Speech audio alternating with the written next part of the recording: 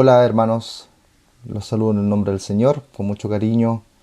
Quisiera repetir algunos elementos de la predicación del día de ayer para que los puedan usar en sus misiones comunitarias. Oro y pido al Señor que este texto pueda ser de mucha bendición también para ustedes. Pablo podría haber concluido su carta a los filipenses en el capítulo 4, versículo 8, cuando dice: ya finalizando, quiero dejarles estas instrucciones que las presenta especialmente en capítulo 4, versículos 8 y 9. Pero él continúa hablando a la iglesia, continúa escribiendo a la iglesia con la intención de entregarles unas verdades que para él son sumamente importantes, y por una parte quiere motivar a la iglesia en este aspecto. El texto de la predicación es del versículo 10 en adelante. Dice: me alegro muchísimo en el Señor de que al fin hayan vuelto a interesarse en mí. Claro está que tenían interés, solo que no habían tenido la oportunidad de demostrarlo. No digo esto porque esté necesitado, pues he aprendido a estar satisfecho en cualquier situación en que me encuentre. Sé lo que es vivir en la pobreza y lo que es vivir en la abundancia. He aprendido a vivir en todas y cada una de las circunstancias, tanto a quedar saciado como a pasar hambre, a tener de sobra como a sufrir escasez. Todo lo puedo en Cristo que me fortalece. Sin embargo, han hecho bien en participar conmigo en mi angustia. Y ustedes mismos, filipenses, saben que en el principio de la obra del Evangelio, cuando salí de Macedonia, ninguna iglesia participó conmigo en mis ingresos y gastos, excepto ustedes. Incluso a Tesalónica me enviaron ayuda una y otra vez para suplir mis necesidades. No digo esto porque esté tratando de conseguir más ofrendas, sino que trato de aumentar el crédito a su cuenta. Yo he recibido todo lo que he necesitado y aún más. Tengo hasta de sobra ahora que he recibido de Epafrodito lo que me enviaron. Es una ofrenda fragante, un sacrificio que Dios acepta con agrado. Así que mi Dios les proveerá de todo lo que necesiten, conforme a las gloriosas riquezas que tiene en Cristo Jesús. A nuestro Dios y Padre sea la gloria por los siglos de los siglos. Amén. Versículo 21. Saluden a todos los santos en Cristo Jesús. Los hermanos que están conmigo les mandan saludos. Saludos de parte de todos los santos, especialmente los de la casa del emperador. Que la gracia del Señor Jesucristo sea con su espíritu. Amén. Pablo en estos versículos quiere darle entregarle tres verdades a la iglesia. La primera de ellas es que a pesar de su servicio, a pesar de su apostolado, está viviendo y ha vivido necesidad. Tenemos como testimonio toda la carta de los filipenses, incluso el mismo hecho de que le escribiera, sabemos que fue escrita en tiempo de encarcelamiento, pero ya antes todo su ministerio estuvo marcado por una cosa, y este es el sufrimiento. Vivimos en un mundo que está marcado por esta tensión, por esta dicotomía. Por una parte tenemos luz y tenemos tinieblas, tenemos abundancia pero también escasez, victorias como también derrotas, tristezas como también alegrías. Pablo lo vive en carne propia y quiere comentárselo a la iglesia para que entiendan de que la espiritualidad y la relación con Cristo, vivir en el Evangelio, vivir en Cristo, como Pablo menciona varias veces en la carta, no nos salva, no nos libra de vivir las señales de este mundo caído en el que vivimos. Vivimos en un mundo herido por el pecado, lleno de contrastes, lleno de extremos, en una tensión constante entre la alegría y el sufrimiento. Puede ser que un día estamos riendo y el mismo día podemos estar llorando, sufriendo. Y vivir una vida consagrada al Señor como la vivía Pablo no era una garantía de caminar sin esta tensión. Y esto se lo presenta a la iglesia claramente. Él habla de sus necesidades, habla que ha aprendido a vivir en necesidad, incluso dentro del dolor, del sufrimiento. Pablo no ignora esta realidad del mundo en el que vive, no ignora su propia realidad, no la trata de espiritualizar, sino que él la nombra, la menciona tal como él la está viviendo. Y en esta conciencia de su experiencia, él no se esconde en una cueva para evitarla, sino que la enfrenta y la mira cara a cara y la nombra por su nombre frente a la iglesia. Hoy nos toca como iglesia vivir una semana, o nos ha tocado vivir una semana difícil, a pesar de que no somos directamente afectados por la pérdida de Laurita. Somos parte de la iglesia en la que Camilo, Camila, Emi y sus familiares participan. Ellos son nuestros pastores también. Por lo tanto, como dice la palabra, su sufrimiento es también nuestro sufrimiento, porque somos parte de su cuerpo también. Seguramente esta semana se ha llenado de dolor, a pesar de que comenzó de una forma distinta. Tuvimos tal vez lunes, martes y parte del miércoles una vida normal, por así decirlo, pero todo cambió a partir del día miércoles por la noche y seguramente no ha vuelto a ser igual.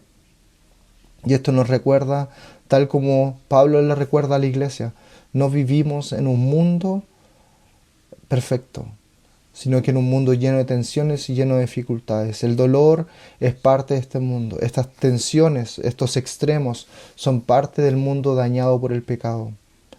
Reímos y lloramos, sufrimos y nos alegramos.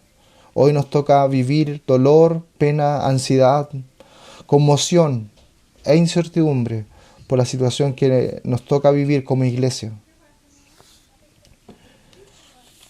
Nos recuerda que aunque somos ciudadanos del cielo, lo mismo que Pablo le dijo a la iglesia un par de versículos anteriormente, aunque somos ciudadanos del cielo, continuamos viviendo, peregrinando en este mundo dañado por el pecado. Las palabras de Pablo, escritas para la iglesia, nos animaban a enfrentar esta realidad.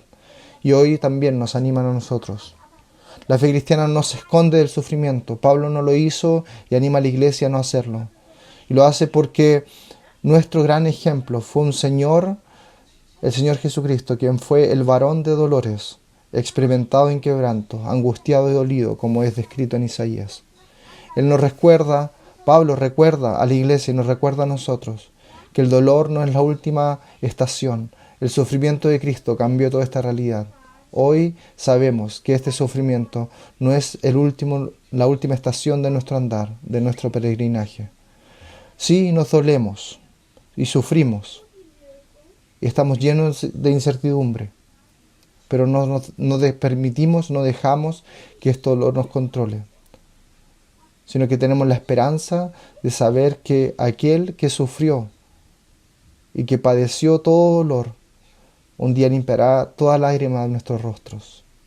Y esta es la esperanza y la confianza que Pablo tenía y le comparte a la iglesia. Versículos 11 y 12 en adelante, Pablo le entrega el gran secreto de su apostolado a la iglesia. Cómo vivir y encontrar contentamiento en medio de la necesidad y el sufrimiento. Si bien aquí se mencionan elementos, algunos términos del área del contexto material, de la necesidad física, Pablo también habla y está hablando a la iglesia de una necesidad emocional y espiritual también. Pablo les dice, versículo 11, he aprendido a estar satisfecho en cualquier situación que me encuentre. Lo vuelve a repetir con otras palabras, versículo 12, diciendo, he aprendido a vivir en todas y cada una de las circunstancias.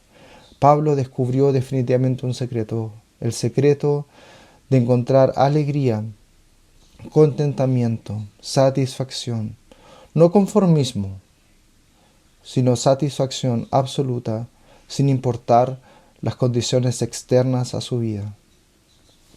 El secreto de Pablo no se trata de ignorar o aminorar o esquivar circunstancias. No, el gran secreto de Pablo que comparte con la iglesia es no hacer dependiente su gozo, su contentamiento de las circunstancias que puedan rodearlo. ¿Cómo lo hizo? Él no solamente dice cuál es su secreto a la iglesia, sino que también nos dice cómo alcanzar este secreto. Por una parte, el versículo 11 habla de aprender, establecer ciertas verdades. Son las mismas palabras que usó en el versículo 9 del capítulo 4, diciendo que los filipenses deben aprender las cosas que él les ha enseñado. Podemos aprenderlas leyendo un libro, podemos aprenderlas leyendo la palabra. Pablo dice a la iglesia, el secreto es formar una teología basada en lo que la palabra nos diga. Él formó su teología y no dejó que las circunstancias formaran su teología. El segundo aprendí que menciona en este texto, versículo 12, ya se refiere a un término totalmente distinto. No se trata de sentarse como en una clase y aprender algo, sino que se trata de ser instruido en algo, de recibir el conocimiento de otro. Ya no es activamente él quien busca este conocimiento, sino que es por gracia que recibe esta capacidad. Y esta capacidad que él describe es la capacidad de vivir en toda y cada una de las circunstancias que lo puedan enfrentar. Pablo repite y confirma esta enseñanza en el versículo 13 y la resume también para nosotros. Todo esto lo puedo por Cristo quien me fortalece. El secreto es que Cristo nos fortalezca. Saber quién es Cristo por el versículo 11, por el aprender a formar una teología no basada en circunstancias, sino que es la revelación escrita.